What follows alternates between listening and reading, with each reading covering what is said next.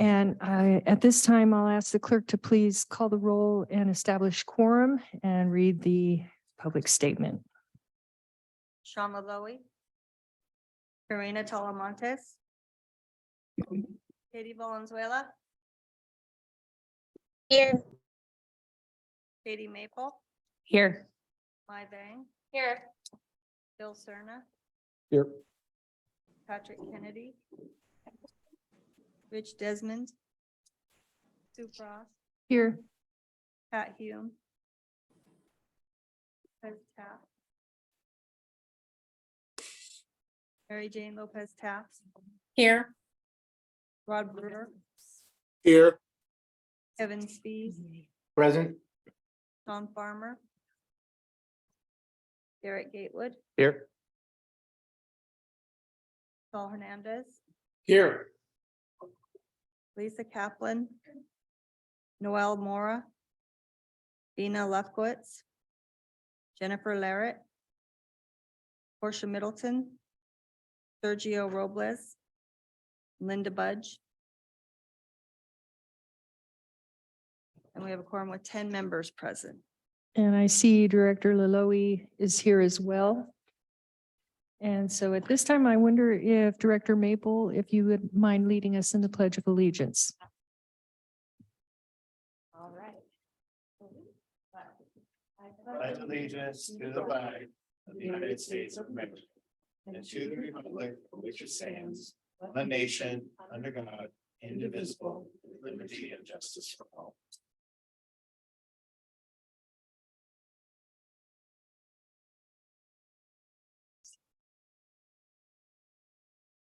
Okay, our next item is item number 2, public Here, comment. Ross, I need to read the Oh, statement. I'm sorry. I got ahead of us. This meeting of the Sacramento Public Library Authority is cablecast live on Metro Cable 14, the local government affairs channel on the Comcast Consolidated Communications and AT&T Uverse cable systems. This meeting is closed captioned and live streamed at metro14live.saccounty.net. Today's meeting will be repeated Saturday, June 17th at 4 p.m. on channel 14 and can also be viewed on Metro Cable 14's YouTube channel. The meeting will also be recorded via Zoom. A DVD copy will be available upon request no later than 2 weeks following today's meeting. The full agenda, including reports, is available on the library website at www.saclibrary.org. Members of the audience wishing to address the board should complete a speaker identification form located in the back table and give it to the clerk. Members attending via Zoom should raise their hand in the Zoom program. Please speak clearly when addressing the board and state your name for the record. Comments are limited to 3 minutes so that everyone may be heard. Thank you. And at this time, item number 2, public comment on matters not on the agenda.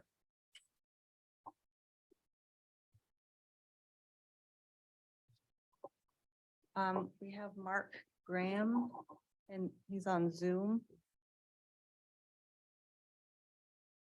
Okay. Hey, Mark, did you want to go ahead and unmute and ask your question? Yes, can you hear me? Yes. Yes, we can hear you. Excellent. Okay, good afternoon, Madam Chair Frost, Madam Vice Chair Talamontes, board members and staff. My name is Mark Graham and I live in Elk Grove. I ask you to place the email which I sent to you on Friday, June 9th, and the comments I'm about to make today into the record. Also, I sent you an email minutes ago which has screenshots from a page from the U.S. Department of Labor, from OSHA, and please place all those screenshots and that email into the record of today's meetings. I also ask for the board response to my comments. You can respond to my comments under agenda item 8, reports, ideas, and questions from board members. You can also respond under agenda item 2, the item we are currently on. The Ralph Brown Act, section 54954.2, lowercase a3, specifically authorizes the board to respond to questions and comments on items not on the agenda in 7 different ways.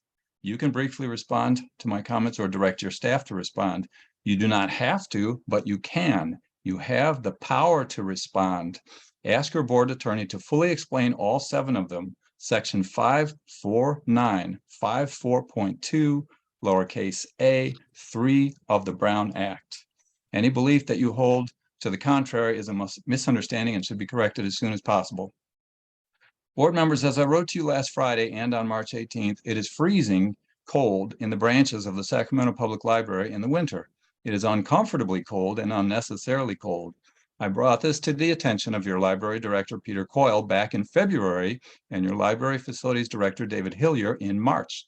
Neither one of them denied the problem.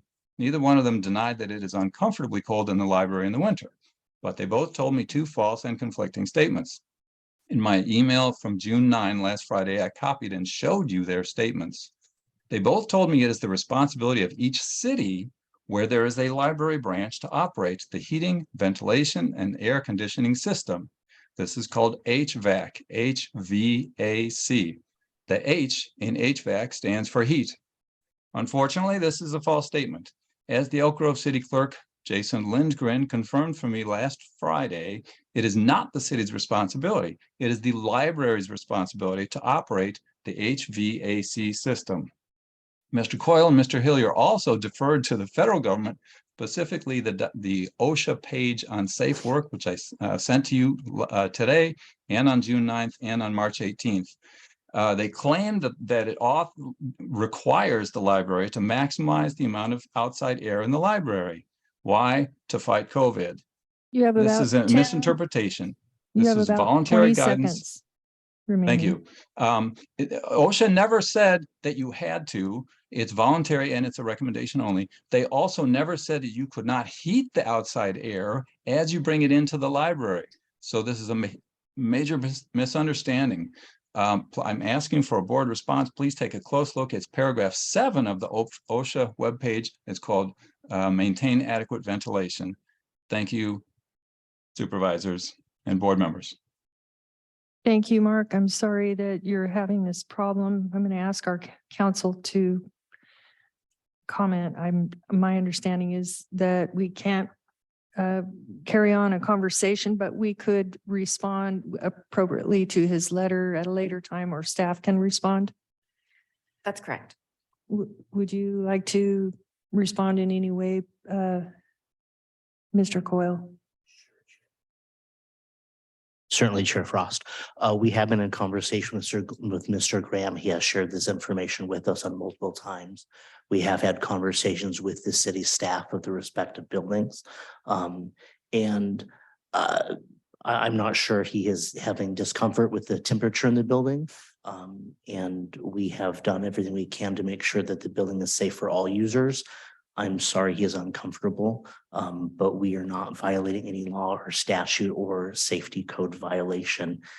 It's a matter, I think, at this point of maybe personal preference of temperature. We are doing our best to make sure that the buildings are comfortable for all our users, but we are, I believe, comporting to the requirements of our HVAC system. And you'll be responding to his letter? Yes, we will respond Formally. again to Mr. Graham. Okay, thank you. Yeah. So, Mr. Graham, the Library Authority will be issuing a formal response to you as well. Do we have any other public comments? Our next item is item number 3.1, Friends of the Sacramento Public Library. Hello, members of the board. My name is Devon Graves. I currently serve as the vice president for the Friends of the Sacramento Public Library, joined by some colleagues here as well. Give a shout out to Anita Scurry, who you all know very well, and Martin Rosenberg, who are here as well. I want to start off and letting you know that the board did not meet since the last time you all met, but we do have some updates that we wanted to make sure to share with you. So the first thing is excited to share that last week was California Nonprofits Day, and your favorite Friends of the Sacramento Public Library was selected as a 2023 Nonprofit of the Year and honored by Senator Angelique Ashby for Senate District 8.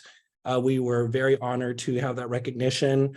Our president, Fred Dobb, and I participated last week in the event in front of the Capitol, where we were alongside other honorees for nonprofit organizations across the state. We just want to thank Senator Ashby for this recognition and her staff for an amazing team for making this happen.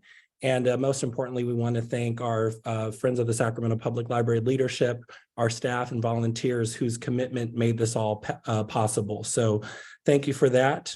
As a reminder, on June 25th, the fiscal board will be having our All Friends meeting. So you all are invited to come and participate in the fun that is engaging with our volunteers and local affiliate leadership.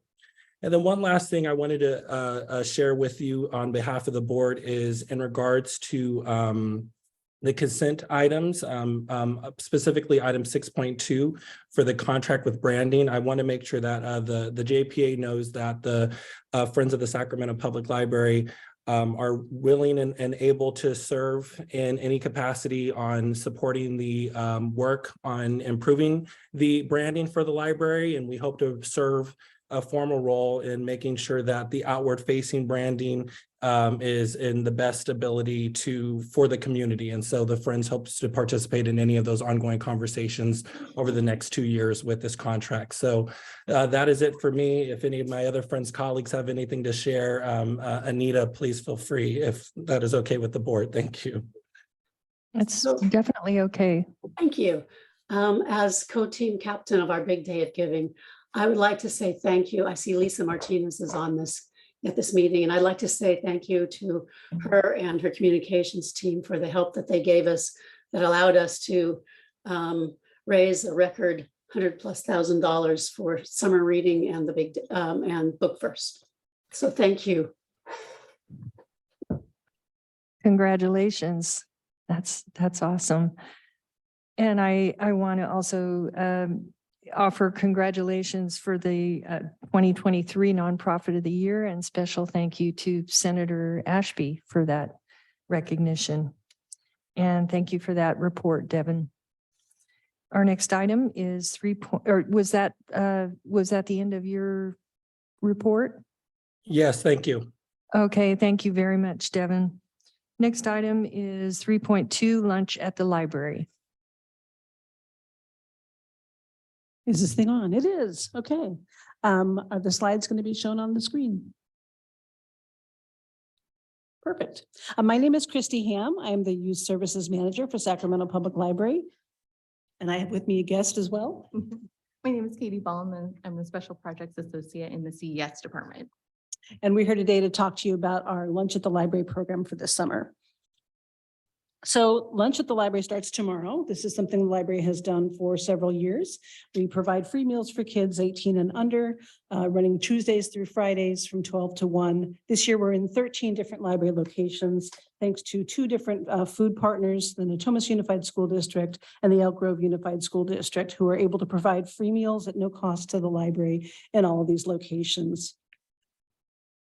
This is something that our community depends on during the time when school is out. Up to 80% of kids who are normally receive their free meals at school don't have access to those meals during the summer. And so the library really partners with these partners to make sure that we are making free, nutritious food available for our community. And as you can see from these comments, the families really do appreciate that. This year, this is our 10th year of Lunch at the Library. Since 2013, when we started in one location, we have served over 100,000 free meals for kids. This year, we're really excited to blow this program out of the water thanks to an amazing grant from the California State Library. We received almost $200,000, and we're going to tell you a little bit about what we're going to do with that. This is to support core programs, and some of this money includes money for staffing. Having an extra service point at a time when the library is busier than ever is really vital, and so money from the state library will help with that. There's a youth development component that will provide paid teen work experience in all of our locations. In addition, there's a farm to summer component, which helps connect youth with fresh produce and kind of knowing more about where food comes from. And then a special innovation project that Katie's going to talk about as well. Youth development has been a key part of Lunch at the Library since its inception. Having teens coordinate and run this program in under supervision of staff has really been important. During the course of our time of Lunch at the Library, many of these teen program coordinators have gone to be full-time staff members with the library. So we know this is a great way to introduce young people to work experience, connection with each other, and then in turn, introduce them to the library and what services we provide. This summer, for example, our youth development part is a paid program coordinator opportunity for teens. We know this is something our community needs very much. We had over 650 youth applied and 50 of them were chosen. Each of them will earn $500 stipend for a scholarship time for their time. 32 hours they'll work at the library. And part of that time includes some weekly sessions together to focus on kind of social emotional learning and connection with each other, which we know is important now more than ever. And we hear from them that this is really valuable, helps them feel connected, have meaningful opportunities, connect to the community and with each other. And now I'm going to turn it over to Katie. Thank you. All right, so we also got funding from the California State Library under the umbrella of the library, Lunch at the Library core programs. We received $25,000 to connect more children's, teens, and children to food during the summer. And just some background about this is that food justice has been a big focus in the public library sphere. So earlier this year, the Urban Libraries Council published a white paper called Food is a Right, Libraries and Food Justice, which talks about these statistics of food insecurity nationwide, as well as what public libraries are doing to address their local needs. So this is a need in our community. Nearly 12% of Sacramento County residents experience food insecurity, and many of the food deserts that we see in Sacramento County are at sites where we hold lunch at the library. So to address this need, we partnered with two organizations. We partnered with the Health Education Council as well as the Sacramento Food Bank. And our activities for the innovation grant are going to be threefold. So first, we're going to give out food boxes to families. So you can see an example of one here. So it's going to have shelf-stable items as well as fresh produce that we'll be able to give out. And we're going to be doing distribution at all 13 of the branches participating in Lunch at the Library. And then Health Education Council is actually going to be offering nutrition education and cooking demonstrations using our brand new shiny mobile kitchen that we just got. So we're really excited to bring that out in the community and put it to use this summer. And they'll be doing it alongside the food distribution. So people will be able to get food and then learn how to cook it and make different recipes and learn about healthy foods. And then also, we're giving out copies of Good and Cheap, Eat Well, and $4 a Day in both English and Spanish inside of the food boxes. So again, just another resource for families to take home to learn how to cook food and how to make their food stretch. And then just to add on to this, even though this isn't part of the innovation grant, we did, the CES department worked and coordinated a series of virtual cook at home programs with Leanne Brown, who is the cookbook author of Good and Cheap. She's all about embodied cooking and injecting mindfulness into her cooking philosophy. So we're going to be putting flyers about her program in the food boxes as well, so people can participate in that too. And thank you so much.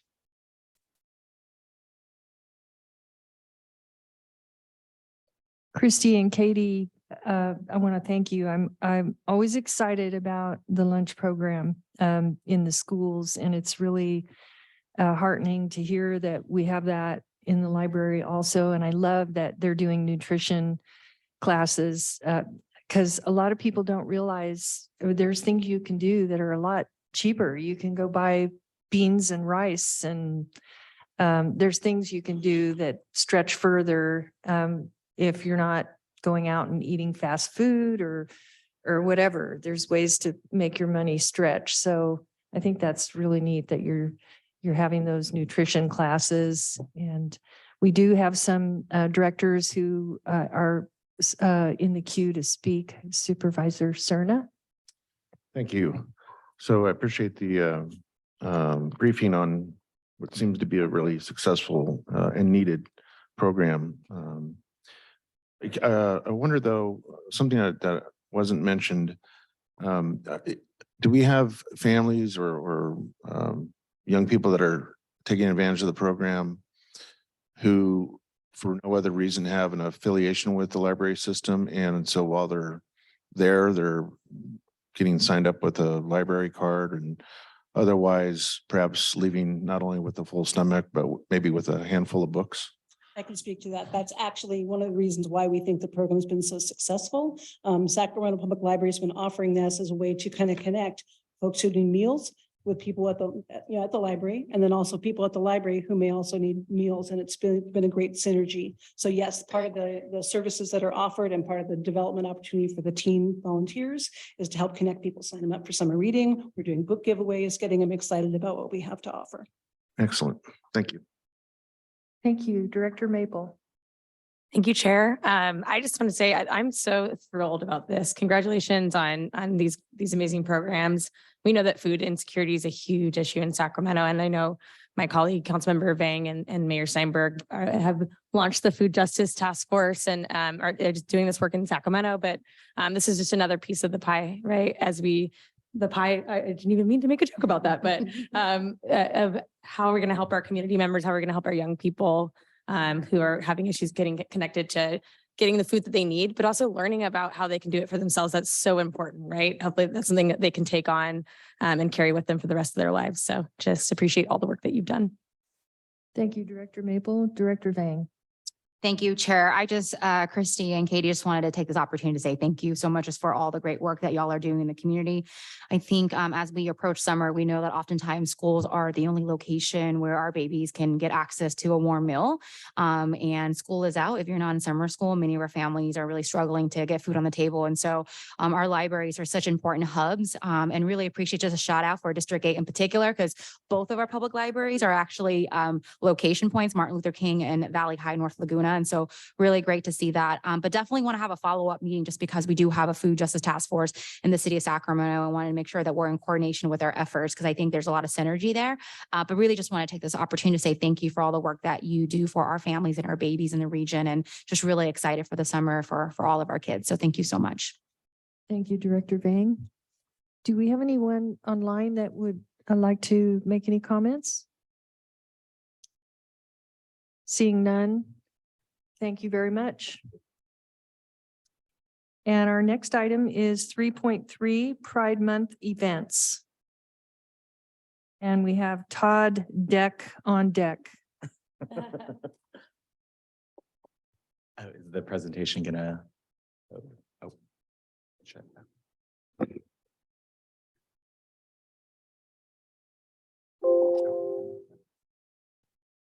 Can I move it back and forth? Is it? Oh. Oh, it's going crazy. How do I move it back? Oh. Okay, well, we'll just go with it. Sorry. My name is Todd Deck, and I am the Community Engagement Manager for the Sacramento Public Library. And I was asked to give an update on some Pride activities that Sacramento Public Library has been working on. Before I go into that, I did want to take a moment and just amplify the first Sacramento Pride, which was held in 1979 and was a result of a police raid at a disco on K and 12th Street. And the first Pride had around 500 attendees. And I just wanted to celebrate and thank those first 500 people. So this is an image of our Pride booth, which we were here, we had this past Saturday and Sunday, and it was a lot of fun. This gives you an idea of the Pride booth in action, and we distributed some rainbow pencils, which are actually here for you today. And they're actually made from recycled newspaper. So it was a lot of, I love the library, thank you, and thank you for having sustainable swag. And I just felt very lucky because I have a job where people get to tell me repeatedly all day that I love the work that you do. And that was a really just wonderful thing to experience. And speaking of sustainability, we actually had some garland, if you see in the photo to the right, that was made from a staff member that used actual old flyers of the library, and she decorated them. So we are taking that sustainability approach to all of the work that we do. And a friend of mine actually emailed me on Saturday and said, those pencils are so cool, my favorite swag from today. So I thought that was a pretty good piece of feedback. And one of the joys of being new to this position is getting to talk to new staff members. And a staff member told me that their family has been participating in the SPL Pride March since 2016. And in 2016, there were 8 people marching with SPL, and 4 of them were her family members. And yesterday, we had over 40 people participate in it, which is really just a wonderful thing to see. So this was yesterday morning. This is the march in action, and I thought I heard a lot of "I love the library" at the Pride booth on Saturday. That was yesterday. It was thousands of people yelling, "We love the library," and it was wonderful to hear and be part of that day. The other thing we did that I'm really grateful for is we did center the Pride March around the joy of LGBTQIA reading. If you see the signs there, you'll see some very popular books that that are LGBTQIA. And we really wanted to amplify the freedom to read and how important it is for people to see themselves in the books that we offer. And we also got to hear a lot of, I love that book. So that was really just a wonderful way to bring the library and be supportive to the LGBTQIA community in Sacramento. And before I leave, I did want to just let you all know about an event next week at the Main Library Galleria, which is Anne Bannon, a 91-year-old pulp fiction, queen of lesbian pulp fiction. She wrote a series of very popular novels in the late 1950s and 1960s that were the first of its kind. This is an edition from the 1980s. If you get an original edition, it costs hundreds and hundreds of dollars online. And it's going to be a great opportunity to discuss the joy of reading LGBTQIA books, but also a chance to appreciate a local icon in their 90s from the LGBTQIA community. And I think that is all that I have for you. Do you have any questions for me? Thank you, Todd. Do we have any members who want to comment? Well, first, I want to say that I do think it's really important that everybody feel a part. And that's one of the things that I love about the public library is when you go into the library, you can travel the world, you can experience anything without going anywhere. And your imagination is your only limitation. And so I want to thank you for your leadership and your information and congratulate you on all your hard work and wish you the best moving forward. Thank you. And enjoy your Sacramento Library Pride Oh, t-shirts. yes. Thank you. Thank you. Oh, Madam Chair? sorry, Director Cerna. Thank you. I just wanted to congratulate you on not just the making the best of the obvious intersections between our LGBTQ community and the mission of the library. But I think we all understand that in recent months, unfortunately, there's been violence and reminders, unfortunately, that not everyone in this region understands, I think, what Pride means in the context of this annual event, what it means to appreciate people who love one another despite their genders. And so I think this serves as a great acknowledgement that it's not just as individuals that we can celebrate Pride, but certainly in our institutions, and certainly our local library authority is one of those great institutions. And so again, I just want to acknowledge and thank you and congratulate you for being that component part of that very important reminder. Thank you. I mean, one of the most powerful parts for the day for me was actually seeing SPL parents bring their kids to participate in the parade. And seeing that opportunity for them from a workplace is a pretty special thing. So it was a great time. Great. Thanks again. Thank you. Seeing no more comments, thank you very much for your presentation. Our next item is item 4, executive team report. Thank you, Chair Frost, members of the Library Authority Board. I have my written report and I want to highlight a couple items. First, before is I want to thank staff who just gave those 2 amazing presentations. Hearing from me every month, I think doesn't get quite the same passion and excitement as those who are doing the actual projects. And I'm glad we could highlight the folks who are on the ground doing these things and accomplishing the great work the library does. Earlier this month, the California Library Association conference was held here in Sacramento. As the host city, the library participated in a number of ways. And among those were doing some local arrangements for our out-of-town colleagues. And part of that was staff being present at a table at the convention center, directing other library workers to restaurants, to music venues, to other activities. And everyone that attended that conference really enjoyed it, and they really participated or enjoyed our participation and the help of the staff in getting them to where they want to go. So hopefully we'll get more California librarians visiting Sacramento on their vacations now that they've had a chance to come see our capital. But even more exciting was the number of staff that participated in a number of programs.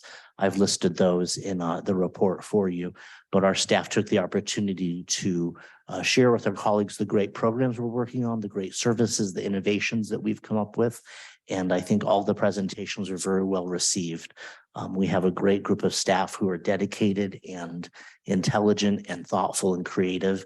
And I think that comes through in the great things that they're able to share with our colleagues at the library convention this last 2 weeks ago.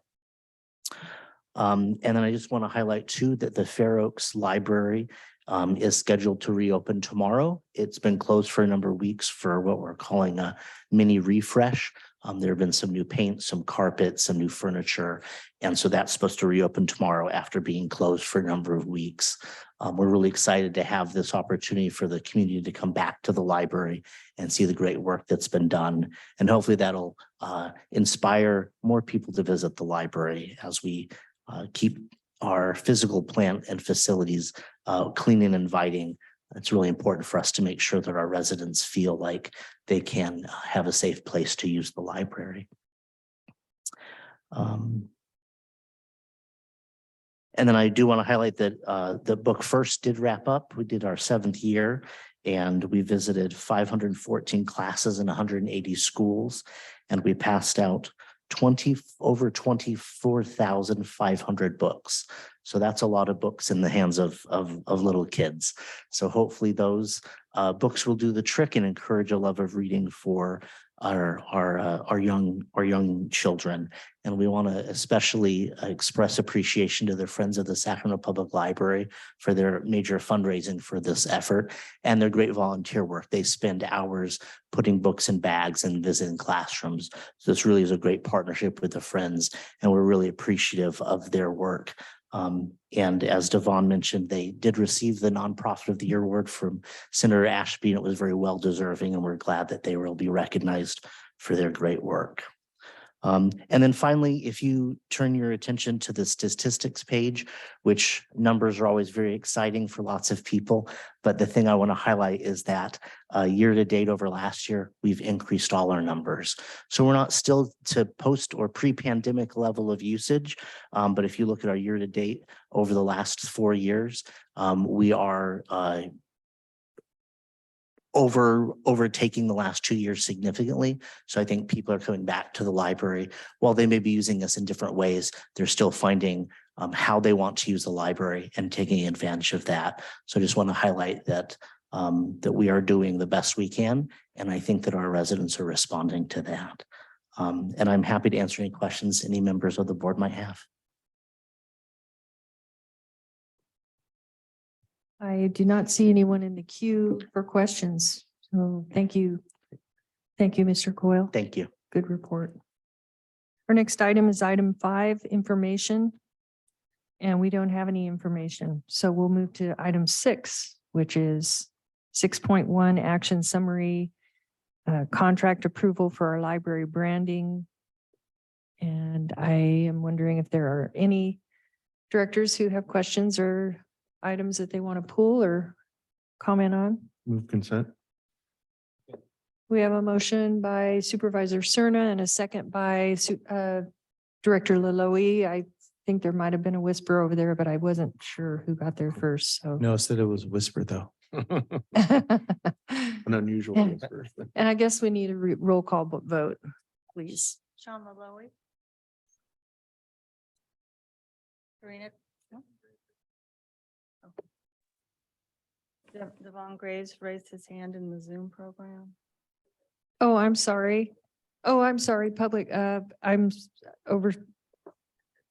oversight on my part. We have some public comment. Thank you so much. I'm sorry to slow down the process. I just wanted to follow up on my report earlier related to item 6.2. The Friends have an interest in this item because our branding as two separate organizations have been very similar to the benefit of fundraising and volunteering efforts to support the library. So given that context, as I reviewed the report, it wasn't clear if there are plans to engage the community with the rebranding process. And then if there were plans to include the Friends of the Sacramento Public Library as a part of that kind of focus group process to just make sure that we can best support the library as they go about the rebranding process. Thank you, Devon. And do we have anyone else who would like to make a public comment? Madam Chair, Yes. just to respond to Devon's concern or question or interest, however you want to describe it, is my understanding that this contract approval is just that. So the action that this authority is being asked to take today is simply to approve that contract, the details of which will be managed accordingly to address some of the I think successes and ongoing concerns that the Friends have. So I just want to put that on the record so it's clear. Thank you, Supervisor Cerna. So we have a motion and a second, and we need a roll call vote. Sean Malloy. Karina Talamontes. Katie Valenzuela. Yes. Katie Maple. Aye. Mai Bang. Yes. Phil Cerna. Aye. Patrick Kennedy. Rich Desmond. Sue Frost. Aye. Pat Hume. Mary Jane Lopez Taft. Yes. Rob Brewer. Yes. Kevin Spees. Aye. Sean Farmer. Garrett Gatewood. Yes. Saul Hernandez. Aye. And motion passes with 11 members present. Thank you. Our next item says action. I'm not sure what that means. We didn't have any action items. Okay. Next item, number 8, is reports, ideas, or comments from board members. Seeing none, this meeting is adjourned at 3:39 p.m.